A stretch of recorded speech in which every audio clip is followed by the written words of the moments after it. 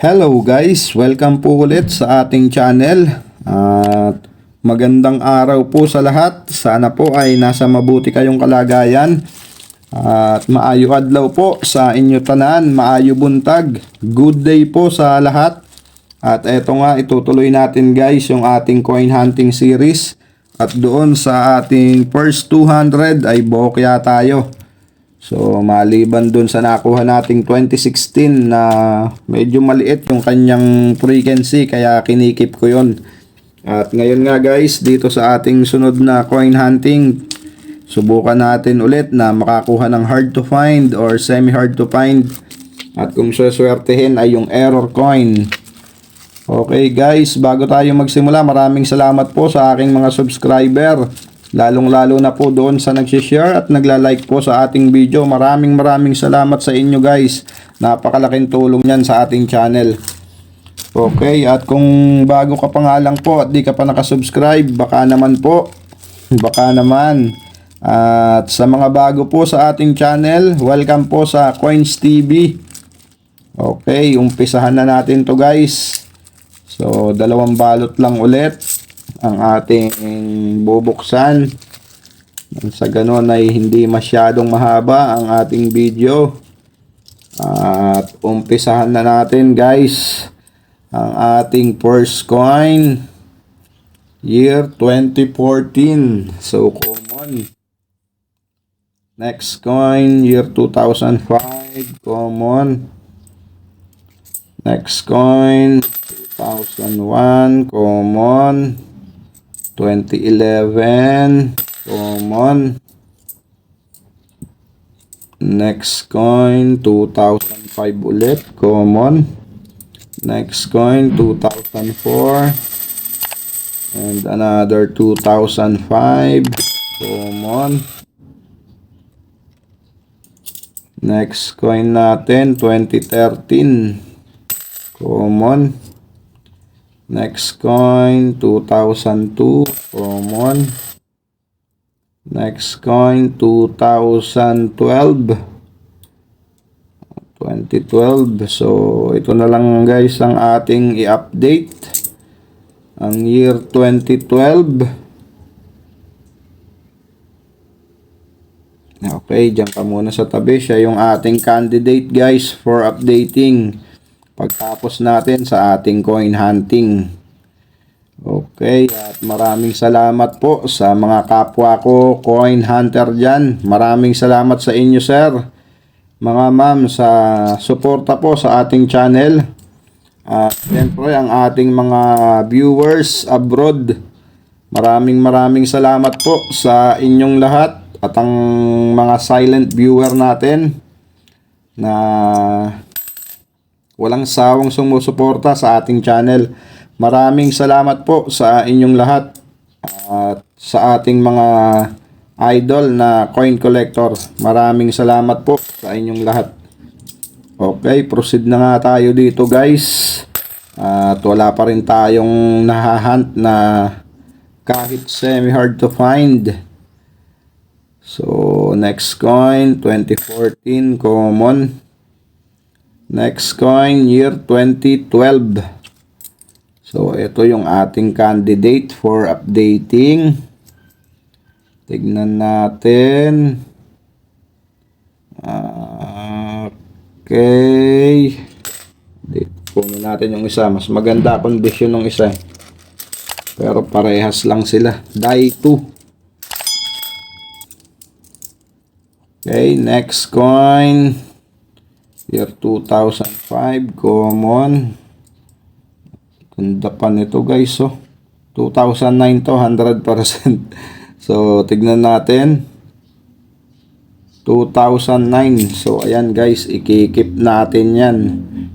Ang ganda ng kondisyon, oh. Kumpara dito sa 2009 din, nakagaya niya. Okay. At ito ay ang ganda ng condition nito. Okay, diyan ka lang sa tabi. Ikikip natin yun guys. Next coin, 1998. No mint mark, kaya yan ay common. Next coin, 2001. At ayan, may commemorative tayo guys. So pwede natin i-keep to. Linisin lang natin. Okay, ayan. At next coin natin, 2005. And another one, napaka-common ng 2005. O, ayan pa isa. Next coin, year 2015, common. Next coin natin, year 2013, common. Next coin, 2005, common. And next coin natin, year 2012. So, tignan natin dito. Year 2012. Same lang din sila guys. Tayo 2. Okay, proceed na tayo. 1998 common. Next coin, year 2011. At ito ay die 3. At tignan nga natin. So, gold letters. Wala. Die 2 lang talaga yung ating 2012. Okay, proceed na tayo guys. Common 2005.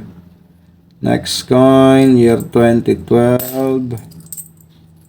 Next coin natin, 2003. Na hindi na maganda. At ang ating next coin, year 2003 ulit. Ang ating last coin guys sa ating coin hunting, 2005. So ayan, bokya pa rin tayo guys. Bokya. At eto nga ang ating i-update ngayon guys.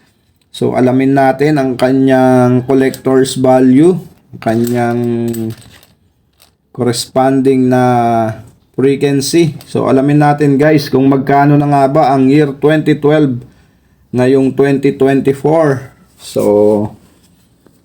punta lang tayo dito guys sa ating source na N.Numista, ang ating pinupuntahan kapag tayo nag-update. So ayan, BSP. At ang kanyang features, ayan, makikita nyo lahat dyan. At syempre, diretso na tayo dito sa ating i-update na year 2012.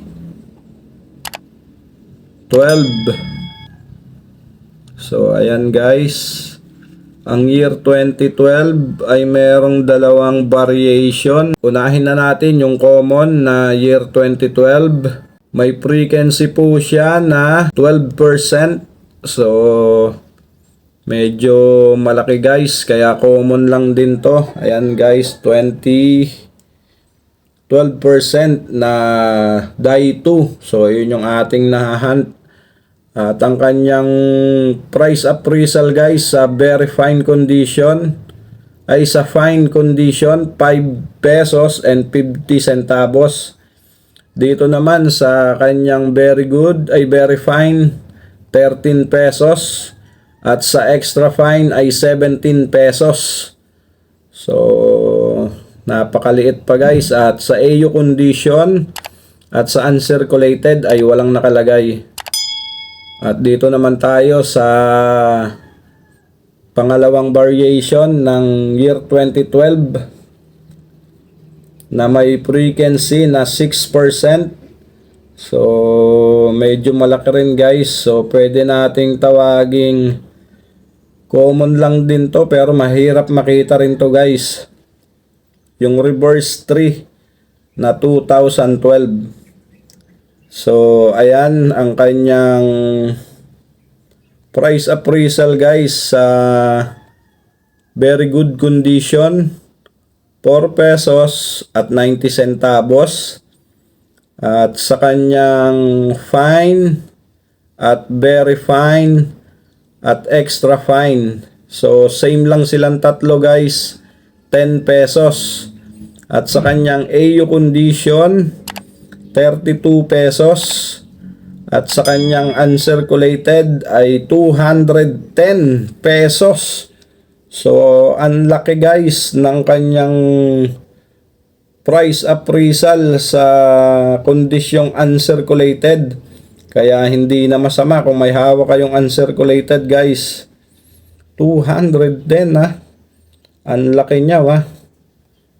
So far guys, siya yung naghahari dito sa record ng numista na naka-record sa price appraisal na pinakamataas.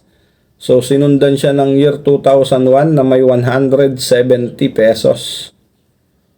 Okay, at ang naghahari ay year 2012 na reverse 3. Okay. Ayun na nga guys. So, year 2012. Maraming salamat po sa inyong pagsamang muli guys sa ating coin hunting. Keep safe always guys and God bless.